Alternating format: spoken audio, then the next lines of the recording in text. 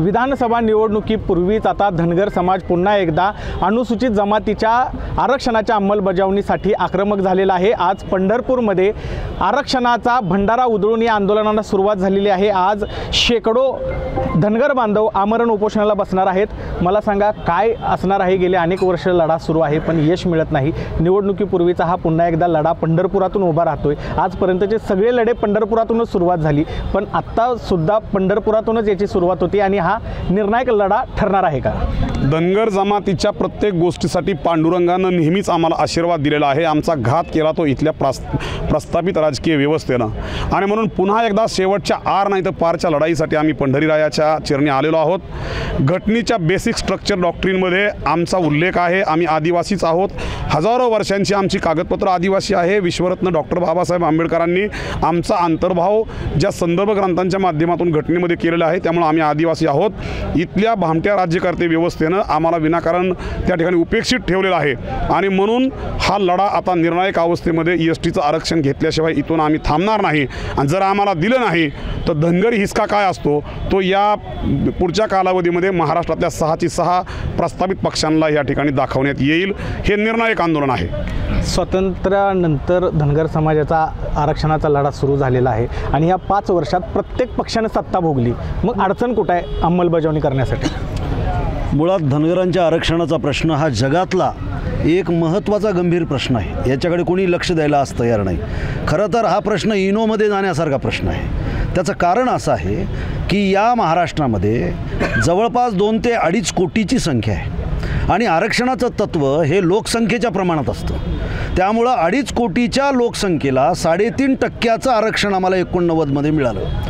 मुळात आमची मागणी एसटी आरक्षणाची मागणी आहे आणि एसटी आरक्षणाची मागणी करीत असताना आम्हाला इथली प्रस्थापित व्यवस्था सांगते की धनगड हे आहेत, तुम्ही धनगर नाहीत।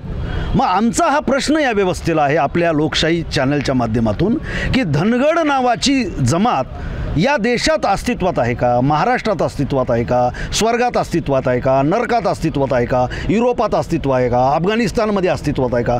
कुठेतरी जगाच्या पाठीवर आहे का?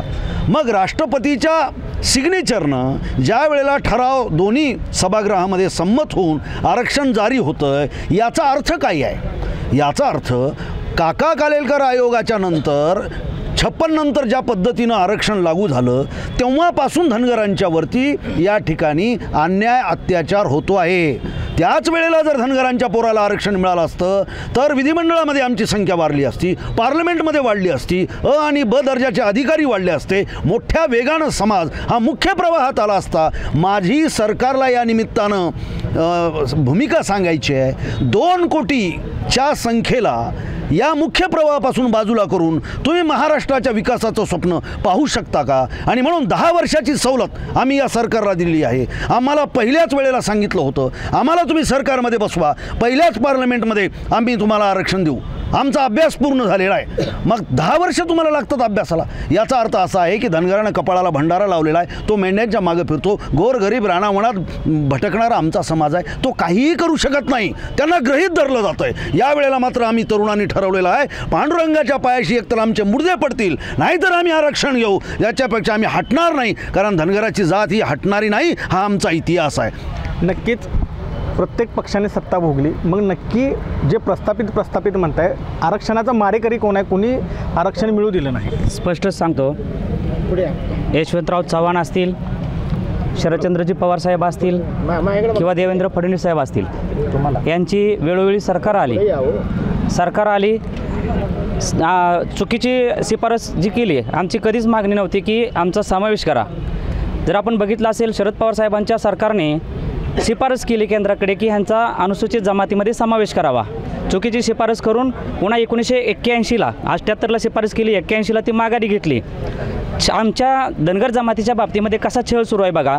सरकार येत गेली, पुन्हा देवेंद्र फडणवीस साहेबांनी मारेकरी कोण आहे? मारेकरी हेच आहेत, हे जे सत्ताधारी झालेले आहेत, कायम सत्तेत राहिलेले आहेत, त्यांना धनगरांच्या लोक जे निवडून जातील, प्रतिनिधी होतील, त्यांची फार भीती वाटते कारण की हे प्रामाणिक आहेत आणि प्रामाणिक लोकांच्या हातामध्ये सत्ता गेली तर इथल्या लोकांचं लोककल्याण होऊ शकतं। चोरांच्या वाटा ज्या आहेत त्या सगळ्या बंद होऊ शकतात आणि म्हणून तिथं धनगरांना प्रवेशच करू द्यायचा नाही. ज्या ज्यावेळी धनगर शासक होते त्यावेळी आपण पाहिलं असेल पुण्यश्लोक अहिल्यादेवींनी जो काही राज्यकारभार केला तो लोकांना समोर ठेवून त्यांचं सेवक म्हणून कारभार केला. तेच आता करतील. मनोज जरांगे पाटील यांनी देखील लढा उभा केलेला आहे मराठा आरक्षणासाठी.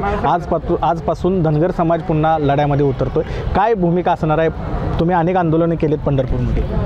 धनगर समाजाचं आंदोलन हे आमचं गेल्या अनेक वर्षाची मागणी आहे आणि आज हा निर्णायक लढा आम्ही पंढरपुरातून या ठिकाणी आमच्या सर्व सोबत्या सहकाऱ्यांना सोबत घेऊन आम्ही सुरू केलेला आहे. धनगर समाजाची अंमलबजावणी करणं हीच आमची मागणी आहे. नक्कीच. तर आता हा निर्णायक लढा आहे आणि लोकसभा निवडणुकीनंतर धनगर समाज आक्रमक झालेला दिसतोय. विधानसभा निवडणुकीपूर्वी जर धनगर समाजाला आरक्षण मिळालं नाही तर कुठेतरी निवडणुकीनंतरचं चित्र वेगळं दाखवायचा प्रयत्न धनगर समाजाच्या माध्यमातून आता होताना दिसत आहे. अभिराजू बाळे, लोकशाही मराठी, पंढरपूर.